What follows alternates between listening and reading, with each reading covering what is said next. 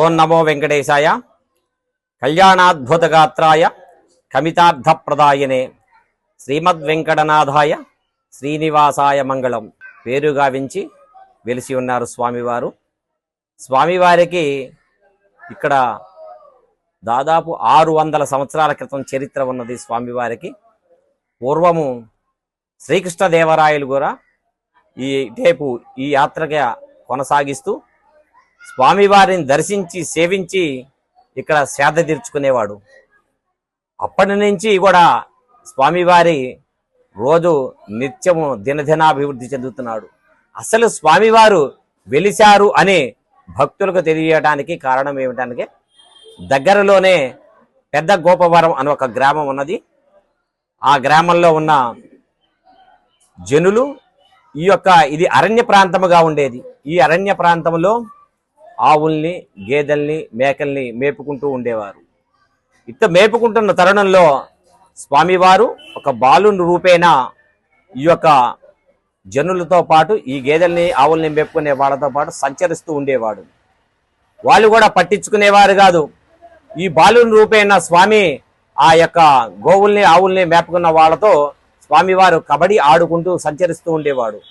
ఉన్నట్టుండి అంతర్ధానం అయిపోవడం, మళ్ళీ కనపడటం ఇట్లా జరుగుతుంటే ఎవరైతే ఈ గోవుల్ని మేపుకునే వాళ్ళు ఉన్నారో భయం వేసి వాళ్ళ తల్లిదండ్రులకు వెళ్ళి జరిగిందంతా చెప్పుకున్నారు. వాళ్ళు కూడా భయం వేసి ఆ గ్రామంలో ఉన్న ఒక అయ్యగారి దగ్గరికి వెళ్ళి జరిగినదంతా రోజు నిత్యం ఇలా జరుగుతుందని చెప్పి ఆ అయ్యగారికి చెప్పనగా, అయ్యగారు రేపొద్దున వచ్చి నేను తెలుసుకుంటాను, మీరు వెళ్ళండి అని చెప్పి వాళ్ళకి చెప్పాడు. తెల్లవారింది. రోజు దినచర్యల్లాగానే ఈ గోవులు, ఆవులు మేళకం తోలుకొని వస్తున్నారు ఈ ప్రాంతానికి.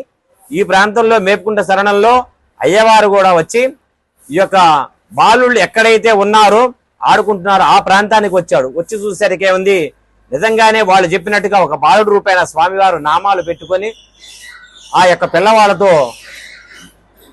ఆడుకుంటూ ఉన్నాడు.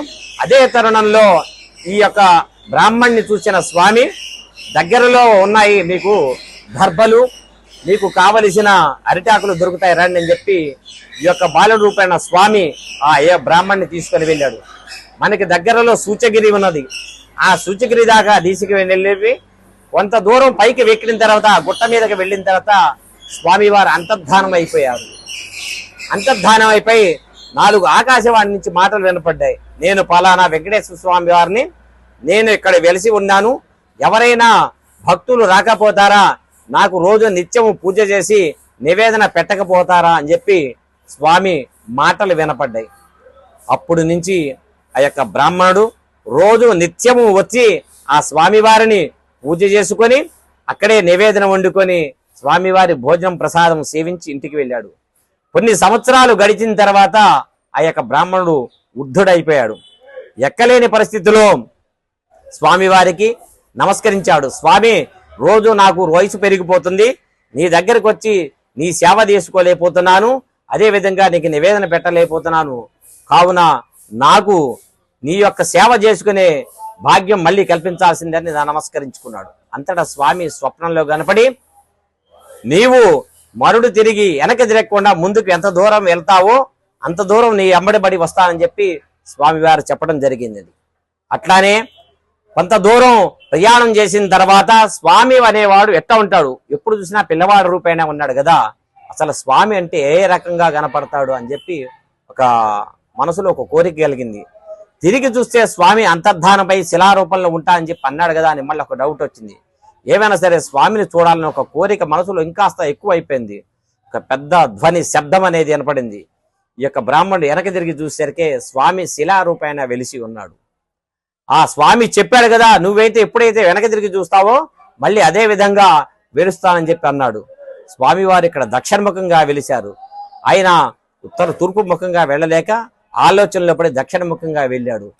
అలా స్వామివారిని ఆ యొక్క బ్రాహ్మణుడు కొంతకాలం పూజించిన తర్వాత అతనికి వయసు మరీ మీద పడేసరికి, స్వామి, నాతోనే అంతరించిపోతుందా నీ సేవ చేసే భాగ్యం నేదా ఇంకా అని చెప్పంటే, అప్పుడు స్వామి స్వప్నంలో కనపడి, అలానా చోట వెళ్ళు, నీకు అమ్మాయినిచ్చి వివాహం చేస్తారని చెప్పి అన్నాడు. సర్లే అని చెప్పి స్వామి చెప్పిన మాట ప్రకారం అతను తన వివాహం చేసుకోవడానికి వెళ్ళాడు. వెళ్ళిన తర్వాత వాళ్ళు స్వామివారి స్వప్నంలో కనపడి చెప్పారు కాబట్టి స్వామివారు కూడా ఆ అమ్మాయినిచ్చి వివాహం చేశారు. స్వామివారు చెప్పిన ప్రకారంగానే అతనికి, ఆ బ్రాహ్మణుడికి. కొంతకాలం అయింది, అయినా సరే సంతానం కలగలేదు. మళ్ళీ స్వామివారికి, స్వామి ఏమిటి నువ్వు అన్నట్టుగానే వివాహం చేసుకున్నాను, సంతానం కలగలేదు అని చెప్పానంటే మరలా ఇంకొక అమ్మాయిని చూసి వివాహం చేశాడు. వివాహం చేసిన తర్వాత ఆ రెండో భార్యకి సంతానం కలిగింది. ఆ సంతానమే స్వామివారి ఇప్పుడు కైంకర్యాలు స్వామివారికి చేస్తున్న 14వ తరం నడుస్తూ ఉంది. అప్పటి నుంచి చేసుకుంటూ వస్తున్న వారే ఇప్పటికీ స్వామివారి సేవలు చేసుకుంటూ ఉన్నారు. ఈ చుట్టుపక్కల ఏ పంట పండినా సరే, ఏ గేదె వినినా సరే, ముందుగా స్వామివారికి పంట పొలం తీసుకురావాలి, పాలు తీసుకొని స్వామివారికి సమర్పించాలి. అలా లేని వెడల ఆ రోజు నిత్యం ఇచ్చే ఏదైతే ఉందో అది పాలేయటం మానేస్తుంది, పంట కూడా చేతికి రాకుండా పోతుంది. కావున స్వామివారి ఈ మహత్యము ఈ చుట్టుపక్కలే కాకుండా నలుమూలల నుంచి స్వామివారి దర్శించడానికి, ఈ 2 రాష్ట్రాల నుంచి స్వామివారిని దర్శించడానికి ఎక్కువగా వస్తూ ఉంటారు. ఇది తెలంగాణ ప్రాంతంలో ఉన్నా సరే ఆంధ్ర జనులు, భక్తులు ఎక్కువగా వస్తుంటారు. స్వామివారి భక్తి మీద శ్రద్ధలతో నిత్యం వచ్చి స్వామివారిని వేల సంఖ్యలో స్వామివారిని భక్తులు ఇక్కడ దర్శించుకుంటాను. నేను స్వామివారి దగ్గర అర్చకుడిగా పనిచేస్తున్నాను. నా పేరు మార్తి రఘురామకృష్ణ శర్మ.